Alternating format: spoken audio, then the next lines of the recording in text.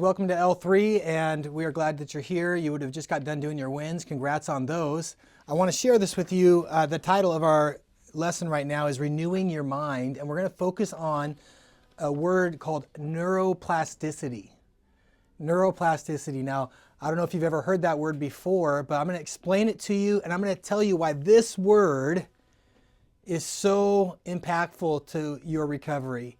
And while scientists are just discovering it today, that God had already pointed towards it in His Word, if you can believe that. Science is always catching up to God, but God has put this in our lives so that you can renew your mind and begin to think differently and begin to live differently. You don't have to remain an addict. You can actually get free and you can change the way that you think. And by that, change the way that you live and even, in fact, change who you are. So check it out. Right now, the beginning of this says, mind tripping down Easy Street, if you look at your sheet. And the concept of neuroplasticity, if you think of a street, when there's a lane and all the cars get in that lane and they go down that lane, once the actual road is built, the cars can go full speed and go fast. But if you've ever been around road construction and a new lane's being built, all the cars are stopping, people are merging, everything is slow. Or if you've been off-road, you have to drive carefully and slowly and try to get enough power to get through hills and obstacles. But if you are actually driving on a road that's been paved, cleared, paved, it's hardened, it's ready to go, it's been striped, I mean, you can hit full speed and just go flying down that.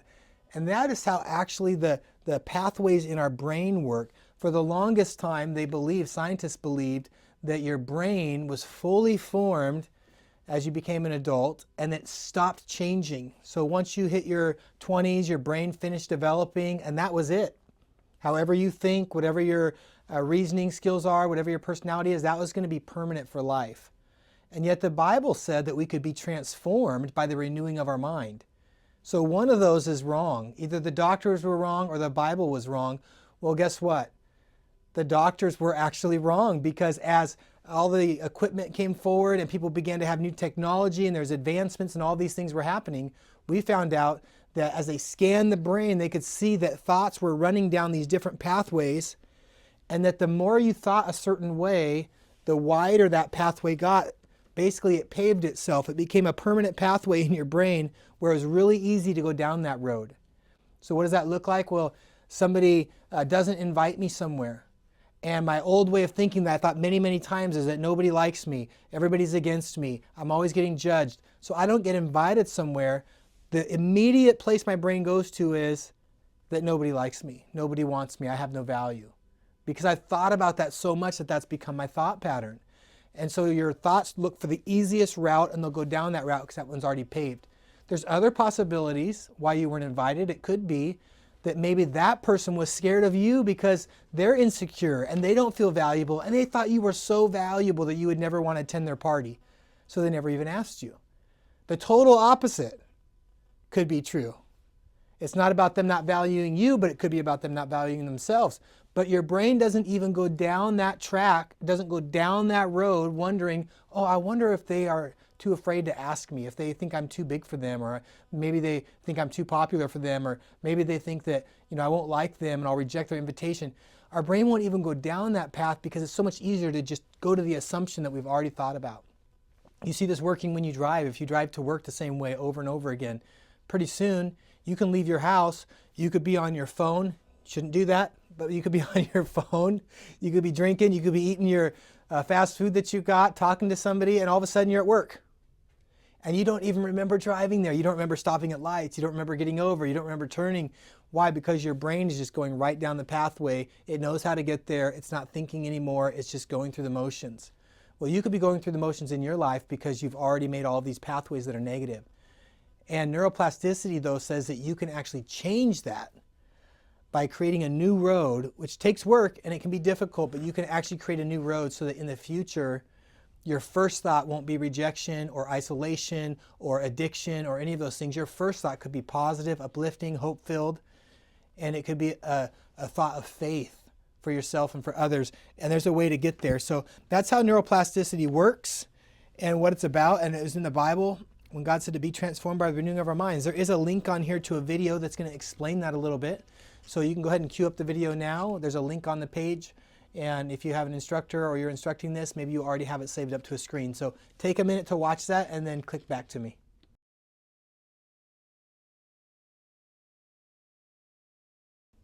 All right, hopefully that video was helpful. You could see on there how it shows the different lanes kind of getting used and growing, and other ones that don't get used begin to fade away, and you can kind of change the path of where your thoughts go.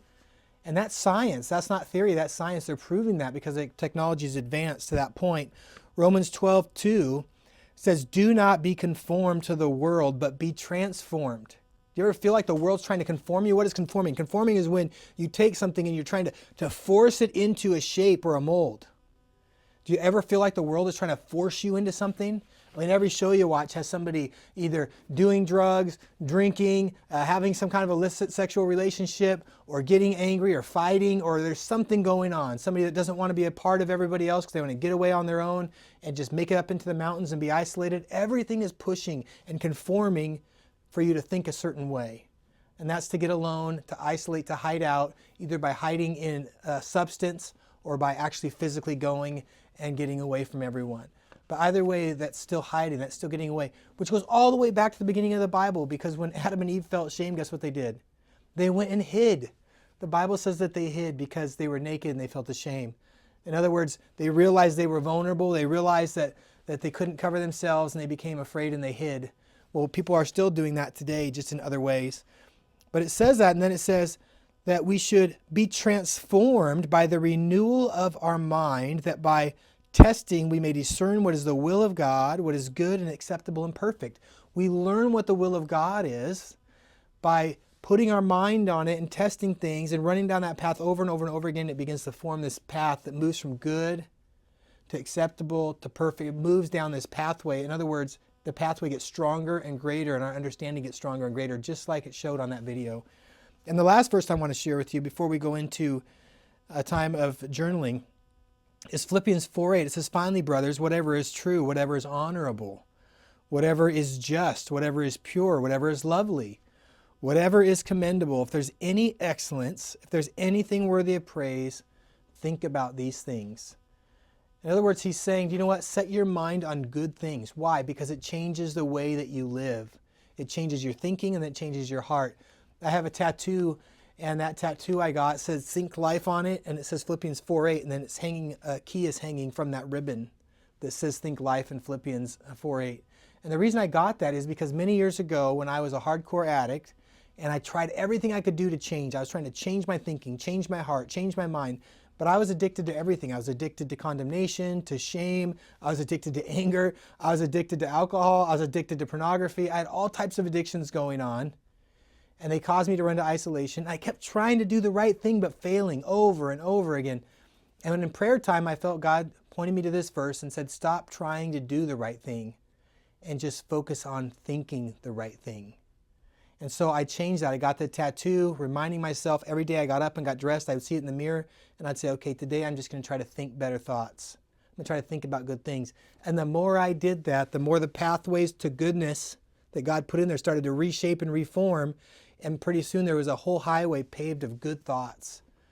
And then my actions began to fall, and I became a different person. And God can do the same for you if you're willing to put the work in to just set your mind on good things and allow it to become something that transforms you. So take a few minutes to journal, and then after that we're going to break out into the small groups.